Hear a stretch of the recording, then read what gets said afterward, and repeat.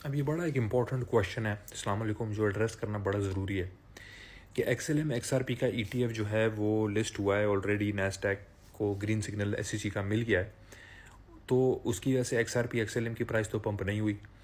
तो जब नैस्डैक जो है पोल्का डॉट का ETF करेगा तो प्राइस क्यों पंप होगी? क्योंकि फ़र्क है। इन्होंने जो XLM और XRP के ETFs अप्रूव किए हैं SEC ने, वो ETFs अप्रूव किए हैं इन्होंने फ्यूचर्स के, स्पॉट के नहीं किए। बिटकॉइन का जब 2021 में ऑल टाइम हाई बना था उससे 69 पे, उससे पहले ऑलरेडी बिटकॉइन का फ्यूचर ETF भी अप्रूव हो चुका था, लेकिन उससे मार्केट पे कोई फ़र्क नहीं पड़ा। इथीरियम का 2022 में फ्यूचर ETF अप्रूव हो चुका था, लेकिन मार्केट पे कोई फ़र्क नहीं पड़ा। इवन कनाडा के अंदर बिटकॉइन का स्पॉट भी अप्रूव हो चुका था US से पहले, लेकिन मार्केट पे उस पर कोई फ़र्क नहीं पड़ा। असल मार्केट पे फ़र्क पड़ेगा जब स्पॉट का होगा। फ़र्क क्या है? और वो भी अमेरिका में। फ़र्क मैं समझा देता हूँ। फ्यूचर्स होता है, वो लेवरेज्ड होता है। स्पॉट ETF एक वाहिद ETF होता है जहाँ पे अगर उस ETF इंस्ट्रूमेंट्स के बायर, फॉर एग्जांपल अगर पोल्का डॉट का स्पॉट ETF इंशाल्लाह अप्रूव होता है, SEC उसको ग्रीन सिग्नल देता है। नैस्डैक को अभी तक SEC ने हर चीज़ में ग्रीन सिग्नल दिया है। बाय द वे इस चीज़ को आप नोट कर लें। और नैस्डैक बहुत पावरफुल इंडेक्स है भाई। और आज की खबर है कि गैरी गेंसलर को ट्रंप की एडमिनिस्ट्रेशन ने बोला है कि हम गैरी गेंसलर को भी हटा रहे हैं, और जितने भी गेंसलर्स हैं, ये जो गीजर गेंसलर हैं एंटी क्रिप्टो SEC के अंदर, हम उनको भी हटा रहे हैं।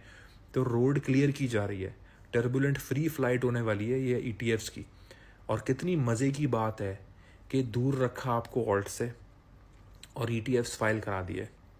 अब जो एंटी ETF लॉबी थी उसको खुड्डे लाइन लगा रहे हैं, और उसके बाद फिर ETFs अप्रूव का फेज़ आने वाला है। और ये फेज़ आने से पहले इस वक्त ऑल्ट्स में आपको इन्होंने रुला के रखा हुआ है। तो समझो इनकी गेम को। ऑल्ट्स के बैग्स जितने हो सकते हैं मैं ख़रीद रहा हूँ, रख रहा हूँ, ख़ास तौर पे स्पॉट में, इस वजह से। नैस्डैक के ऊपर वापस आते हैं तो स्पॉट ETF होगा ये कि अगर उनके लोगों को $8 ट्रिलियन नैस्डैक का मार्केट कैप है, 8, मैं कहता हूँ उसमें से आधा ट्रिलियन भी, 100 बिलियन भी कहता है अगर कि मुझे पोल्का डॉट चाहिए, तो उनको 1 to 1 डॉट चाहिए होगा। उनको एक्सचेंजेस से, वॉलेट से डॉट ख़रीद के रखना होगा स्पॉट ETF में आगे बायर्स को बेचने के लिए, as per the fundamentals of spot ETF। इस वजह से स्पॉट ETF पोल्का डॉट का अप्रूव होना या डॉज का अप्रूव होना नैस्डैक का इज़ एक्चुअली बुलिश।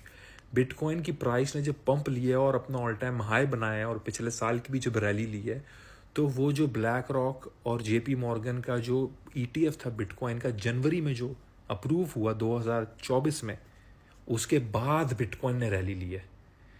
तो ये चीज़ समझना ज़रूरी है। 500,000 से ज़्यादा बिटकॉइन तो इन इंस्टीट्यूशंस ने बाई किया है पिछले साल। ऑलमोस्ट 1 मिलियन बिटकॉइन 2024 के जनवरी से लेकर 2025 के जून तक बाय कर चुके हैं ये institutions. MicroStrategy, BlackRock, JP Morgan, Berkshire Hathaway, Tesla, Meta, Microsoft, ये इंस्टीट्यूशंस इन एसेट के पीछे भाग रहे हैं, ये इन ऑल्ट्स के साथ पार्टनर कर रहे हैं। जो इन्वेस्टमेंट इंस्ट्रूमेंट्स हैं, इंडेक्सेस हैं, जैसे नैस्डैक है, वो बच्चा नहीं है नैस्डैक।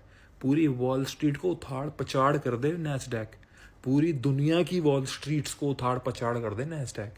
2% जब गिरता है ना नैस्डैक, दुनिया की मार्केट्स में सब में खून आता है, ठीक है, उन सब में ईद उल अदा होती है उस दिन।